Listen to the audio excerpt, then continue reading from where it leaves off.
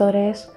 Bueno, una vez más vengo con un vídeo que no tocaba porque no sé qué me pasa con la reseña de It, pero estoy estancada y he tenido un arrebato de esos que me cogen de vez en cuando y he decidido hacer una reseña improvisada sobre uno de mis últimos Balzac. Ya sabéis que estoy on fire con Balzac este año, ya llevo 3. Y hoy me apetecía hablaros de La duquesa de Langeais, obra que me ha gustado muchísimo, que me ha sorprendido.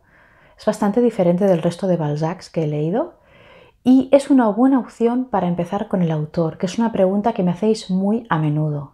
Ya sabéis que para empezar con Balzac siempre os he recomendado obras como El tío Goriot o Papá Goriot, en función de la traducción, y Eugénie Grandet. Son dos obras más breves que muchas de las otras que he leído. Tienen todo lo que es Balzac, fueron muy importantes en su momento y son obras que suelen gustar muchísimo.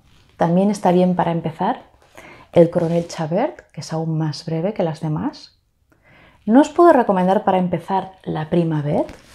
Fue mi primer Balzac. A mí me encantó, me gustó, vamos, horrores. Por eso desde entonces leo a Balzac, pero sé de mucha gente que se le ha hecho bastante pesada. Es más larga que las que os acabo de enseñar. Yo creo que es de lo mejorcito que tiene, pero no sé, no empecéis por esta por si acaso. Y desde luego no empecéis nunca por Las ilusiones perdidas, ni por su continuación que es Esplendores y miserias de las cortesanas, que está en este volumen. Son mis favoritas, acabo de leer esta, que es la segunda parte de Las ilusiones. Son absolutamente magníficas, no sé con cuál quedarme, pero pueden resultar muy excesivas, muy extenuantes, muchísimos personajes, muchísimas tramas, muchísimas correrías. No empecéis por estas porque a lo mejor no volvéis a tocar a Balzac. Estoy viendo que Melville está aquí a mi lado en primer plano. Es que el otro día reorganicé mis estanterías y pensaba a ver qué libros quedan a la vista para cuando haga los vídeos y me encanta que haya quedado aquí delante Moby Dick. Volviendo a La duquesa, esta es una nueva traducción que ha sacado Akal recientemente. Está traducida por Ana Casablancas y por Joan Courbet. Casi no hay traducciones nuevas de esta novela. La mayoría de ejemplares que podéis encontrar son libros antiguos y contiene una introducción muy buena de Joan Courbet, bastante breve, muy concisa, que sin embargo yo recomiendo que la leáis al final, porque aunque no destripa el final de la historia, sí que hace un poco de spoiler, sobre todo para la gente muy sensible que prefiere no saber nada. Mejor la leéis después de acabar la novela. Y vamos ya a hablar del libro en sí. Me ha parecido un libro muy singular dentro de lo que es la obra de Balzac, al menos de la que yo he leído. Me ha parecido una extraordinaria anomalía, tanto en su estructura, de la que hablaré después, como en su contenido. Es un libro extrañamente romántico para ser un Balzac. Muchas partes del libro no tienen el tono acostumbrado, ese tono crítico e irónico de Balzac, sino que es como si la mente del autor se relajara y dejara fluir una narración como más íntima, llena de detalles privados. Tiene a veces incluso un tono ingenuo. Y aunque también de vez en cuando emerge esa mirada crítica aguda e implacable de Balzac sobre la sociedad de su tiempo, la novela se centra en la pasión amorosa más pura, como si de un romanticismo tardío se tratara. Y esto es toda una sorpresa para los que hemos leído unas cuantas novelas de Balzac. Constituye una auténtica curiosidad. Incluso hay un fragmento en el que el autor se pone a elucubrar sobre la diferencia entre amor y pasión. Y aunque es un fragmento muy cerebral, no deja de ser una reflexión sobre el sentimiento amoroso y es sorprendente. La duquesa de Langeais está dentro de ese monstruo que es la comedia humana, forma parte de la sección titulada Escenas de la vida parisina y forma parte de una trilogía llamada Historia de los 13. Sería la segunda parte, aunque son 3 novelas que se pueden leer de forma independiente. Al parecer, los 3 libros hablan de la pasión amorosa. El primer libro se titula Ferragus, jefe de los devorantes, es de 1833 y al parecer plasma lo que es el amor platónico de un enamorado y también el amor fiel de un marido. Pero sobre todo lo que hace es describir maravillosamente París, hasta el punto de que Italo Calvino decía que este libro era un atlas del continente de París y afirmó que su autor fue el primero que intuyó la ciudad como lenguaje, como ideología, como condicionante de todo pensamiento, palabra o gesto. París es el protagonista de Ferragus. De hecho, para Balzac París era el más delicioso de los monstruos. Si alguien lo ha leído, que me lo diga, no lo he visto nunca en ninguna parte. La segunda de las novelas fue escrita al año siguiente y es La duquesa de Langeais, que trata del juego de la seducción y de sus consecuencias, que no os puedo decir cuáles son para no hacer spoiler. Y al año siguiente Balzac escribió la tercera novela de la trilogía, que es La muchacha de los ojos de oro. En esta tercera, al parecer, destaca más lo que es el deseo y la sensualidad. También, si alguien la ha leído, que me lo diga. Tampoco la he visto nunca en ningún sitio.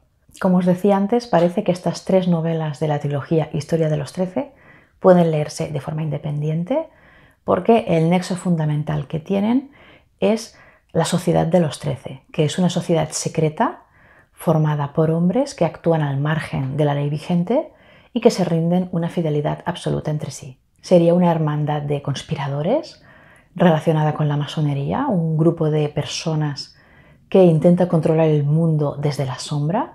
Este tipo de sociedades secretas aparecían en las novelas del siglo XVIII porque aportaban un toque de misterio a la trama que era muy atractivo para el lector.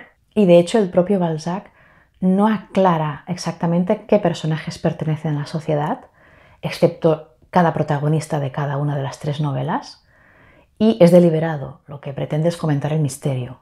Hay algunos personajes que aparecen en más de una de estas tres novelas de forma secundaria y lo importante de este hecho es que fue a partir de esta trilogía que Balzac empezó a reflexionar sobre las posibilidades de esas reapariciones de algunos personajes. Es decir, empezó a imaginar lo que sería la comedia humana, empezó a vislumbrar ese mosaico de personajes e historias compartidas. Y fue entonces cuando decidió formar un todo de novelas, incluyendo algunas que ya había escrito, como esta trilogía o como Papá Goriot, y también las futuras obras que iba a escribir.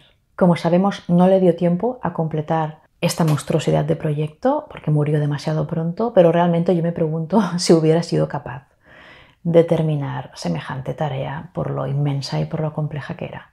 En todo caso, le agradecemos todo lo que escribió. Y vamos a centrarnos ya en La duquesa de Langeais. Su título original no era este, se titulaba No toquéis el hacha, que es una anécdota. Al parecer se contaba que esa era la frase que decía el guardia de turno de Westminster cuando te mostraba el hacha con el que se habría decapitado a Carlos I de Inglaterra en 1649 durante la Revolución Inglesa. Esta frase, no toquéis el hacha, aparece dentro de la novela en un momento dado en un sentido figurado y de amenaza. El caso es que en 1839 se modificó el título a uno más vago, que es La duquesa de Langeais. Creo sinceramente que el título inicial era mucho más original y mucho más sugerente, pero también entiendo que La duquesa de Langeais pues es un título más armónico dentro de la obra de Balzac. ¿Cuál es el argumento de la novela? La novela trata de un romance entre un general, que es el marqués Armand de Montriveau, que es un hombre auténtico, con una mujer, Antoinette, que es la duquesa de Langeais, una mujer casada por conveniencia, que vive separada de su marido y que se dedica al coqueteo en sociedad y a llevar una vida vacía y superficial.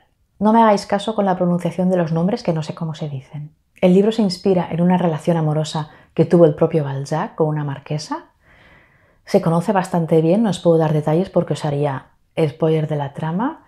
El caso es que la inspiración es solo parcial porque Antoinette va mucho más allá con su evolución que su figura real. Entonces, lo maravilloso de esta pequeña obra es que Balzac convierte una historia sencilla y casi anecdótica en la plasmación de un momento de cambio histórico muy complejo. Los protagonistas, con sus antagónicas personalidades y educaciones, representan épocas históricas diferentes, por lo que hace Balzac es conectar lo personal con lo histórico. La historia se inicia a finales de la década de 1810 en Francia y la duquesa lo que hace es encarnar a la sociedad de la restauración borbónica, concretamente a las antiguas familias nobles, las que había antes de la Revolución y que están intentando recuperar su espacio y su influencia política en Francia, concretamente en París, sin adaptarse al nuevo mundo, sin adaptarse a los evidentes cambios que ha habido después de la Revolución Francesa y después del Imperio Napoleónico. Napoleón acaba de caer.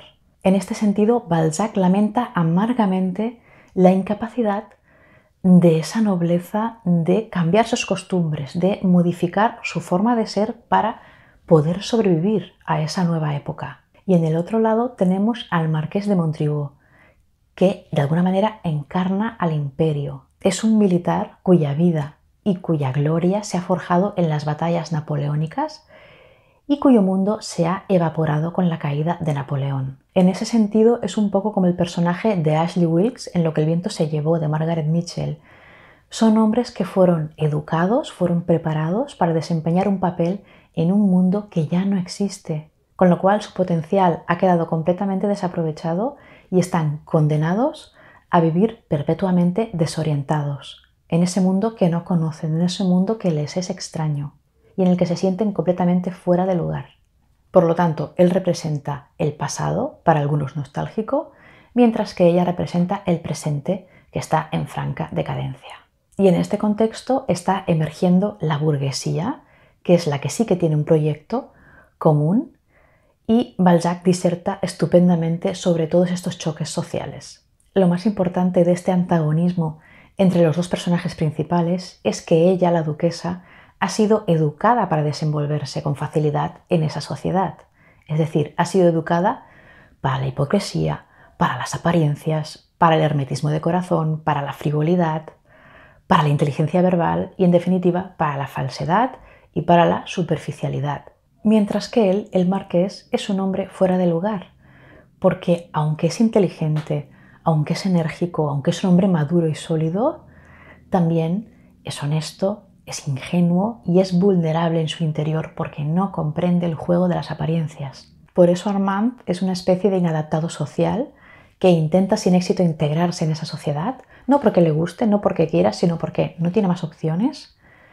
Y es tan evidente su torpeza y su falta de habilidad social que se convierte en una especie de curiosidad y de diversión para la sociedad, la aristocracia parisina, que le respeta por su posición y por su gloria pasada como militar y como aventurero, pero que se ríe de él a sus espaldas. Pero por otro lado es cierto que Armand forma parte de la sociedad secreta de los 13 y, aunque no sale mucho, tiene su importancia en un momento dado y le otorga cierto poder a Armand, aunque los demás no lo saben.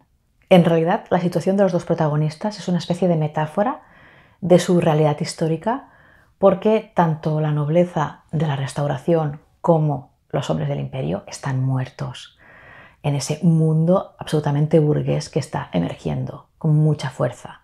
En definitiva, resumiendo, los protagonistas configuran mundos completamente antagónicos y formas de actuar, de percibir y de sentir totalmente diferentes, y cada uno intentará llevar a su terreno al otro, con consecuencias absolutamente sorprendentes, no solo para el lector, sino que yo creo que también para ellos mismos. Dentro de estas consecuencias sorprendentes vivimos un inesperado y siniestro episodio con tintes góticos que me dejó patidifusa porque constituye un giro tremendo en la narración. Pero a mí lo que más me ha llamado la atención de esta novela es su estructura. Es muy original, absolutamente sorprendente e inesperada y muy inteligente. Consigue provocar mayor interés en el lector y también un mayor impacto del final de la historia. La novela empieza por el casi final, luego vuelve al pasado para que conozcamos el grueso de la historia y luego vuelve al inicio para llegar a la conclusión. No sé si es insólito en Balzac este tipo de estructura, yo nunca la había visto en ningún libro y desde luego está perfectamente resuelta. La novela se divide en 4 capítulos muy diferentes entre sí, sobre todo el primero y el último son muy diferentes entre sí y muy diferentes de los dos centrales, y vamos a hablar brevemente de ellos, sobre todo en aspectos formales. Voy a hablar muy poquito de la trama y no os voy a hacer spoiler. El primer capítulo, que es mi favorito, es muy descriptivo. Es un capítulo destinado a situarnos en el espacio, en el tiempo y en el estado sentimental de los protagonistas. Asistimos a un reencuentro muy especial entre dos personas que tienen un pasado común que desconocemos, pero que de alguna forma se percibe muy intenso y tormentoso. El inicio del libro es pausado y enigmático. Balzac empieza a describirte un lugar que no sabes ni qué es, ni qué significa, ni por qué la trama empieza ahí. Todo está todavía indeterminado, tanto el lugar como el momento, como los personajes, y poco a poco Balzac te lo va dibujando. Con un goteo de información vas deduciendo dónde está la trama, y la trama está casi al final. Y es precioso. Y es precioso porque los dos amantes se reencuentran a través de la música. Se expresan sus mutuos sentimientos utilizando la música como vehículo. Percibimos el estado de sus sentimientos y su emoción ante ese reencuentro gracias a la interpretación de un órgano que hace una monja en una iglesia, sin que haya comunicación verbal. Nosotros percibimos y ellos también perciben lo que está sintiendo el otro personaje.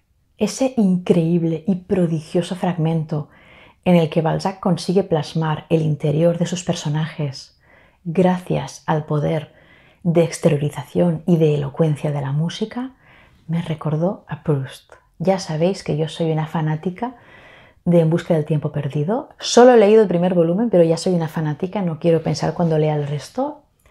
Es uno de mis libros favoritos, una de las cumbres que yo he leído, y tiene unas páginas, que no recuerdo cuáles y no he podido encontrarlas, donde ocurre una cosa parecida a lo que hace Balzac.